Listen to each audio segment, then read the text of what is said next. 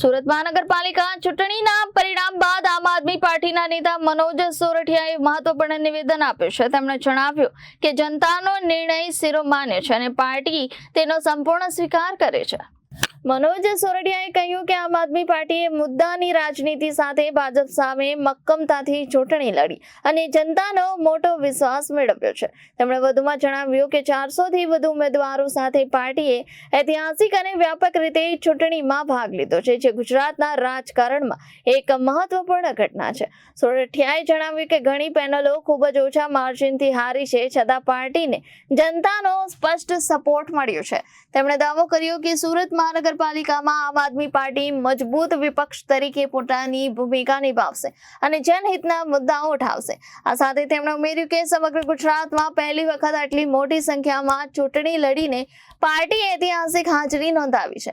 આગામી 5 વર્ષ દરમિયાન સુરતના મુદ્દાઓ અને જનહિત પ્રશ્નો માટે આમ આદમી પાર્ટી સતત લડત આપતી રહેશે, એવી પણ તેમણે ખાતરી આપી।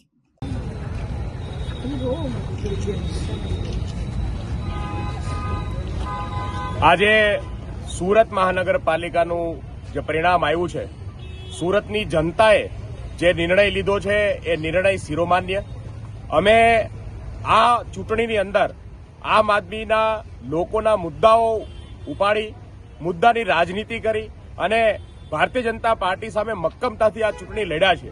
આ ચૂંટણી સમગ્ર વ્યવસ્થાની સામેની ચૂંટણી હતી, આમ છતાંય સુરતની જનતાએ આમ આદમી પાર્ટીને ખૂબ જ મોટા પ્રમાણમાં મતદાન કર્યું છે।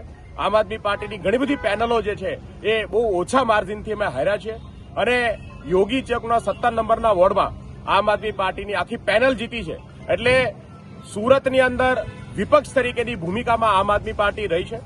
સુરત સિવાય સમગ્ર ગુજરાતમાં આમ આદમી પાર્ટી પહેલી વખત આટલી મોટી પ્રમાણમાં ચૂંટણી લડી ત્યારે આજે મોટા પ્રમાણમાં 400 થી વધારે ઉમેદવારો આમ આદમી પાર્ટીના ચૂંટાઈને આવ્યા છે। અમે સુરતની જનતાનો આભાર માનીએ છીએ। હું આમ આદમી પાર્ટીના તમામ કાર્યકર્તાઓ, તમામ યોદ્ધાઓ કે જેણે આ ચૂંટણી ખૂબ જ હિંમતથી, ખૂબ જ ધગશથી અને ધોમધખતા તડકાની અંદર પણ ખૂબ જ મહેનત કરી અને આ લડાઈ લડ્યા છે, તમામ કાર્યકર્તાઓને સૌને અભિનંદન પાઠવું છું અને આવનાર 5 વર્ષ માટે આમ આદમી પાર્ટી સુરતના મુદ્દાઓને ઉપાડતી રહેશે। આમ આદમી પાર્ટી સુરતના લોકોના અધિકારો માટે લડશે, એવી બાંહેધરી સાથે સુરતની લોકોની સેવામાં અવિરત અમે કામ કરતા રહીશું। જય હિન્દ, જય Bharat. Bureau report, Janadesh news, Surat.